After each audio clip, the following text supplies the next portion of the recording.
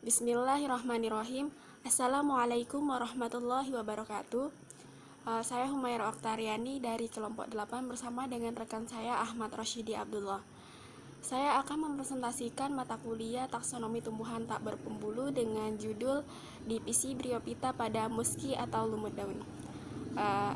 Untuk teman-teman sekalian, silakan disimak penjelasan saya selanjutnya ya. Baiklah, pertama saya akan menjelaskan apa itu Bryophyta. Bryophyta bisa juga disebut dengan tumbuhan lumut, berasal dari bahasa Yunani yaitu birum atau bryon, artinya lumut, dan piton ialah tumbuhan. Jadi Bryophyta adalah tumbuhan lumut, yang dimana tumbuhan lumut ini bisa kita jumpai di tempat yang basah atau tempat yang lembab. Bentuknya merupakan tumbuhan peralihan dari talus ke bentuk kormos. Berdasarkan habitus atau perawakannya, lumut dibedakan menjadi dua macam, yaitu lumut daun atau muski, dan yang kedua yaitu lumut hati atau hepatise. Lumut daun yaitu bentuk talusnya seperti tumbuhan kecil yang mempunyai batang semu tegak dan lembaran daun yang tersusun spiral. Sedangkan lumut hati atau hepatise yaitu bentuk talusnya pipih seperti lembaran daun saja. Jadi di sini saya akan membahas tentang klasifikasi lumut daun atau muski karena kelompok kemarin sudah membahas tentang lumut hati atau hepatise. Jadi karakteristik dari lumut daun atau muski yaitu muski ini merupakan anggota tumbuhan yang tidak berpembulu, termasuk tumbuhan berspora, termasuk juga dalam subdivisi tumbuhan lumut atau Bryophyta. Lumut ini disebut juga dengan lumut sejati. Kenapa dikatakan dengan lumut sejati? Karena bentuk tubuhnya seperti tumbuhan kecil yang memiliki bagian akar atau rizoid, batang, dan juga daun. Kemudian muski merupakan kelompok lumut terbanyak dibandingkan dengan lumut lainnya. Karakteristik yang selanjutnya yaitu bentuk daun daripada muski ini yaitu berupa lembaran yang tersusun spiral. Kemudian contoh spesies lumut daun yang terkenal yaitu lumut gambut atau disebut juga dengan Sphagnum sp. Lumut daun ini tidak melekat pada substratnya, tetapi mempunyai rizoid yang melekat pada tempat tumbuhnya. Disebut lumut daun karena pada jenis lumut ini telah ditemukan daun meskipun ukurannya masih kecil. Gametofit maupun sporopitnya sudah mempunyai bagian yang lebih kompleks. Kemudian gametofit dari lumut daun ini umumnya dibedakan menjadi dua tingkatan, yaitu protonema atau disebut juga dengan benang bercabang-cabang, dan juga gametofora atau disebut dengan berbatang dan berdaun. Sporogonium dari lumut daun ini terdiri atas bagian kaki, setah, dan juga kapsul. Bagian kapsul mempunyai bagian-bagian yang dinamakan dengan apofise, kotak spora atau tekah, dan tutup atau operculum. Selanjutnya saya akan menjelaskan tentang habitat muski atau lumut daun ini. Habitat muski atau lumut daun ini bisa ditemukan di banyak tempat ya. Salah satunya yaitu di atas tanah gundul yang periodik mengalami kekeringan. Lalu bisa ditemukan juga di atas pasir yang bergerak, di antara rumput-rumput, di atas batu-batu cadas, pada batang dan cabang pohon, di rawa-rawa, tetapi jarang ditemukan di dalam air.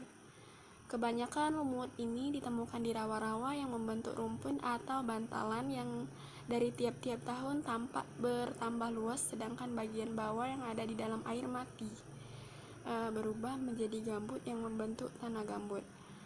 Di daerah kering, badan lumut ini dapat berbentuk seperti bantalan, sedangkan yang hidup di tanah hutan dapat berbentuk seperti lapisan permadani. Reproduksi muski atau lumut daun. Reproduksi yang dilakukan secara vegetatif yaitu dengan cara membentuk kuncup pada cabang-cabang batang. Kemudian siklus hidup lumut mengalami pergantian antara generasi haploid dengan diploid. Sporopit pada umumnya lebih kecil, berumur pendek, dan hidup tergantung pada gametofitnya. Alat-alat kelaminnya terkumpul pada ujung batang dan pada ujung cabang-cabangnya dan dikelilingi oleh daun yang letaknya paling atas.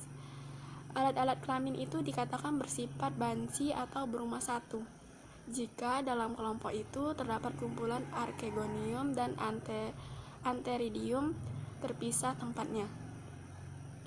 Di antara alat-alat kelamin ini dalam kelompok itu biasanya terdapat sejumlah rambut-rambut yang terdiri dari banyak sel dan dapat mengeluarkan suatu cairan. Seperti pada tubuh buah pungi, rambut-rambut steril itu dinamakan dengan parafisis.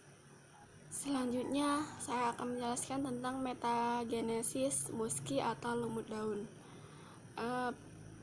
Bisa teman-teman lihat ya, pada PPT yang telah kami bagikan ada gambar tentang metagenesis musky. Jadi, pada tempat yang sesuai, spora akan berkecambah membentuk protonema. Dari protonema muncul rizoid yang masuk ke dalam tanah. Pada keadaan cukup cahaya, protonema akan membentuk kuncup yang dapat berkembang menjadi tumbuhan lumut. Kemudian, klasifikasi musky atau lumut daun dibedakan menjadi 3 kelas, yaitu kelas pertama Sphagnidea, kelas yang kedua Andreadiae, dan kelas yang ketiga Brydeae.